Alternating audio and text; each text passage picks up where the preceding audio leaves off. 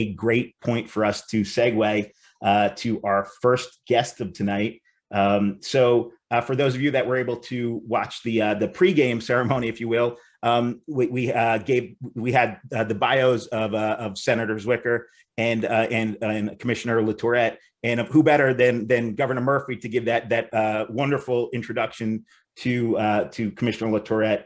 Obviously these guys have great bios, but we have so many people that want to get in and ask some questions, and that really care about the work that both of these two eco rock stars are doing. That we're just going to jump right into it. And so leading off tonight, we have what's been a historic first year in office on so many levels. It's our pleasure to now welcome in the 18th commissioner in the 52-year history of the New Jersey Department of Environmental Protection, Commissioner Shawn LaTourette.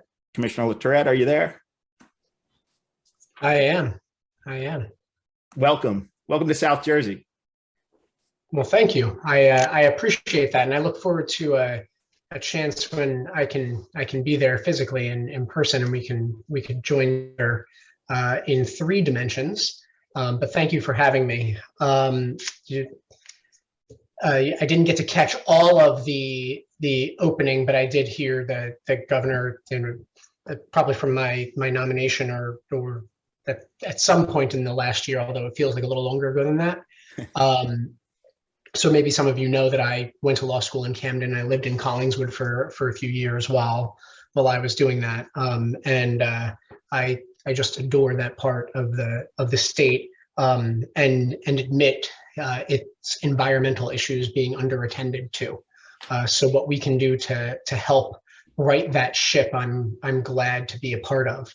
And one of the things that I think is so important and really unique about this cabinet position is that the Commissioner of Environmental Protection has such an important obligation, a direct relationship and duty to the people of New Jersey, because our air, our land, our water, our natural and cultural resources, they don't belong to the government.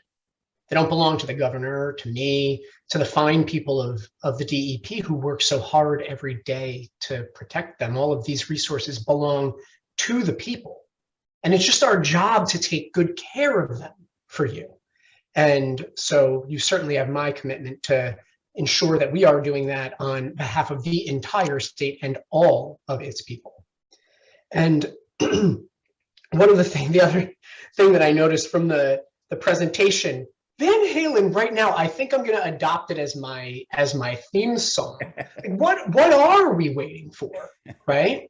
And this is the moment, and I think we have such an alignment of interest and investment in both the personal sense and in the financial sense between our state and our federal governments, and to really make transformative change. And so I'll talk a little bit about what we're doing to expedite our work to help improve air quality, since Commissioner Nash raised that from the perspective of reducing the impacts of mobile source emissions, because I think that's really a critical point that is very much within our power and our control. But at the same time, of course, we have to make sure that we're expecting our neighbors to be doing right by us, because the air, like the water, it doesn't know a boundary, right? And all you have to do is think about the impacts of the remnants of Hurricane Ida. Do you think the water, the flood water, knew to stop at the edge of Mercer County? Of course not, right? Or between towns? No way. Neither does the air, obviously.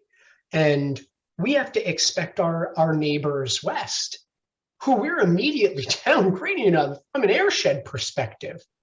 We have expected a lot of New Jersey residents and businesses to meet our standards. But if it's not something that we're expecting our federal partners to hold other states accountable to, then we're going to continue carrying that water And there's a fundamental unfairness to that. And so one of the first conversations I had with our new incoming regional administrator for EPA is how we're going to go about tackling that issue as a matter of the federal implementation plans. And our state implementation plan for air quality was rejected, which I was annoyed about. But on the other hand, the reason for doing that was related to the greater interest on the part of EPA to regionally attack this problem. So I look forward to furthering that conversation with EPA to specifically address that air quality issue. That's awesome. And it's obviously not going to do it itself. What I wanted to share with everyone here as a means of sort of giving you a sense of my approach to this work, which from a perspective of an environmental commissioner might sound a little unorthodox, but I truly believe that the work that we do together through organizations like yours at DEP, that we can best fulfill our mission of protecting the environment when we work to unite the forces of economic development and environmental improvement. And refusing to see these two things as diametrically opposed forces, that we somehow have to choose between one or the other, that's always been a false choice, and a really deeply false choice that has prevented us from making the kind of progress that our communities and our people deserve, right? New Jersey DEP, right? We're not just a regulator. We're also an investor in environmental infrastructure and in natural capital. So even our own agency, we are built to eschew that false dichotomy. And even the moniker environmental protection, it does not capture the full panoply of services that agencies like DEP and your local environmental commissions and the public health and environmental folks on your county, involved in your county government, do every day, right? Our work, if we are doing it with a broad mindset, should be sitting squarely at the intersection of environmental, health, social, and economic improvement. Because the truth of the matter is, as odd as it may sound coming again from DEP, we don't protect our environment just because natural beauty should be recognized and preserved. Because while that does, while protecting our environment should and does make us feel good, we do that important work because the economic growth and the long-term success of our communities outright demands that we maintain the free public services that a clean, healthy, and equally accessible natural capital can provide, right? From the air that filters, the air that fills our lungs, right? Or to the marshes that filter our water, to the trees whose roots literally hold together our riverbanks and help to avoid flooding. The natural capital is always working for us. And when we fail to invest in it, it becomes the deficit spending that we too easily forget. Right. And so my view is that we should treat our environment like it's going to send us a bill, because the remnants of Hurricane Ida, which is an important distinction, that was a bill, right? Folks will say to me, well, isn't your push to get local governments to pursue a stormwater utility, isn't that just a rain tax? No, it's an investment. Hurricane Ida, one hell of a rain tax, right? So it matters how we go about stewarding those investments up front. And we're making that a critical priority for DEP in the governor's second term.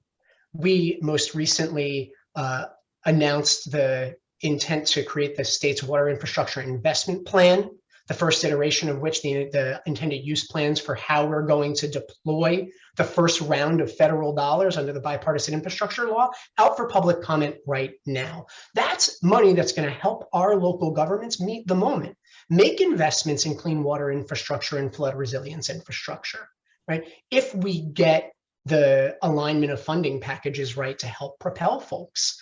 And you'll see later in Earth, it's not Earth Day or Earth Week, it's like Earth Month. That's what we call it.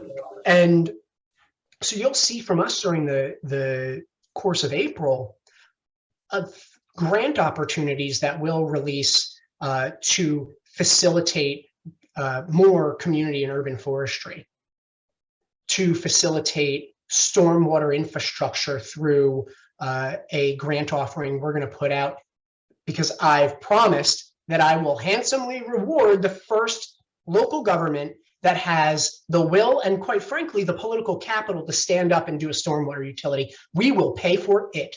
We will pay to do it for you. So we'll see a grant announcement come forward on that to pay for feasibility studies that local governments can't afford, because our failure to properly manage our stormwater infrastructure, that's an affordability crisis. Right. We are literally creating the conditions to put people out of their homes, all because we're too nervous to ask a little more on the front end, right? The delta of cost very much justifies doing a little more on the front end, going to protect a whole heck of a lot more. We're so glad. See an expansion of our Blue Acres program awesome. To help folks that have been in harm's way. We're going to see a revisiting of our flood elevations, because we know we've got to build up and build back, because the Idas and the Sandys will just keep coming.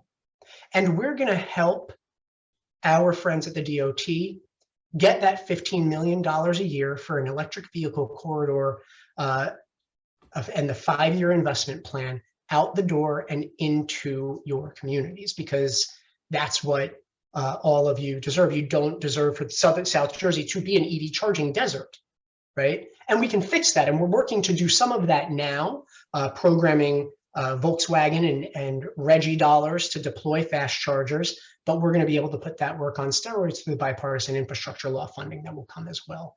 So there is a lot of good to be done and so much engagement to be had with you and all the jurisdictions and organizations that you represent. So I very much look forward to